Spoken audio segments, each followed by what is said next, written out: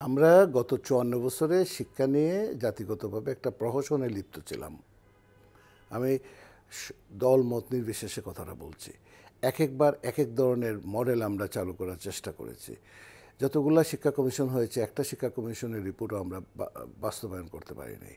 ক্ষুদ্র শিক্ষা কমিশন থেকে ধরে এখন পর্যন্ত যতগুলো হয়েছে বাস্তবায়ন করতে পারি নাই। আমরা বাহির থেকে চাপিয়ে দেওয়া হয়েছে। এই দেশের বাস্তবতা, আর্থসামাজিক বাস্তবতা কোনো চিন্তা করি নাই। এইভাবে অ্যাব্রাপ্টলি বাচ্চাদেরকে নিয়ে আমরা একটা গবেষণাগার বানিয়েছি এখানে। এখন যে জায়গাটাতে আমরা আগের যে কারিকুলাম ছিল, সে সিলেবাস ছিল, সেই জায়গাটাতে আসি। এই জায়গাটাতে আমাদেরকে আরও একটু পরিবর্তন এবং পরিমার্জন করতে হবে। এবং এই পরিমার্জনটা আমাদের সাথে মূল কথাটা হলো যে ইন্ডাস্ট্রির সাথে একাডেমি এর লিঙ্কেজটা কি, আমাকে সেটা বের করতে হবে।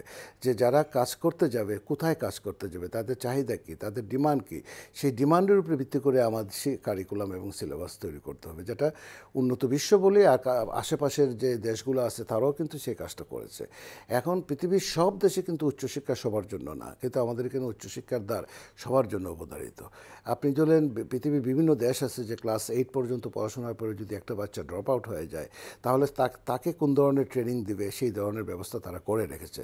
একটা বাচ্চা যদি এসএসসির পরে ড্রপ আউট হয়ে যায়, তাকে কোন ধরনের ব্যবস্থা করবে সেই ধরনের একটা ব্যবস্থা তারা করে রেখেছে। এবং ওই বাচ্চাগুলো সমাজে এত বেশি কন্ট্রিবিউট করে এবং তাদেরকে এমনভাবে ট্রেড স্কিলগুলো দিয়ে দেওয়া হয় যে তারা পৃথিবীর যে কোনো দেশে গেলে একটা ভালো পরিমাণ টাকা ইনকামও করতে পারে, সুন্দর লাইফ লিড করতে পারে। আমরা এই জায়গাটাতে কিন্তু আমরা করে নিই।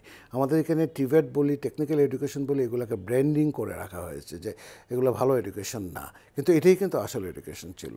আবার বিভিন্ন ধরনের বিভিন্ন জাতের মিডিয়ামের আমাদের লেখাপড়া চলছে। বাংলা মিডিয়াম, এর ভিতরে আবার ইংলিশ মিডিয়ামের ভিতরে ইংলিশ ভার্সন একটা আছে বাংলা মিডিয়ামের।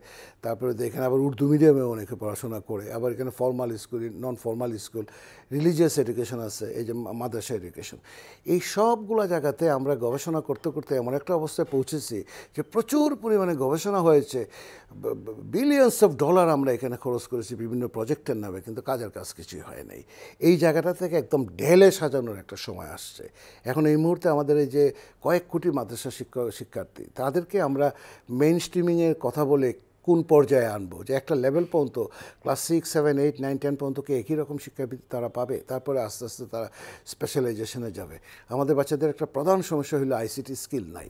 এই আইসিটি স্কিলটা কীভাবে তাকে বাড়ানো যেতে পারে, তার যে কমিউনিকেশন স্কিল নাই, ইংরেজিতে সে দুর্বল, ম্যাথে সে দুর্বল। তার মানে ম্যাথটাকে আমি এমনভাবে করে রেখেছি অঙ্কটাকে যে সে এখানে দুর্বল থাকতে বাধ্য হয় এবং সে এটা বুঝতে পারে না, তাকে এটা হৃদয়গ্রাহী করে তুলতে পারে নাই। অঙ্ক তো হবে কবিতার মতো, সেটাকে আমরা করতে পারি নাই। আইসিটিটা দেখা যাচ্ছে যে আমাদের এখানে সফট স্কিলের যেটা, সেই সফট স্কিলের ভিতরে এখন এই জায়গাগুলোতে আমাদেরকে ঢেলে সাজাতে হবে। এবং রাজনৈতিক সরকাররা যারা আসবে তাদের প্রতি আমাদের একটা কী থাকবে, এই সরকারের প্রতিও আমাদের আছে যে এই জায়গাগুলোতে একটু চিন্তাভাবনা করা দরকার এবং একটা স্থায়ী শিক্ষা কমিশন গঠন করা দরকার। স্থায়ী সময়ে সময়ে তারা বসে এগুলোকে রিভাইজ করবে।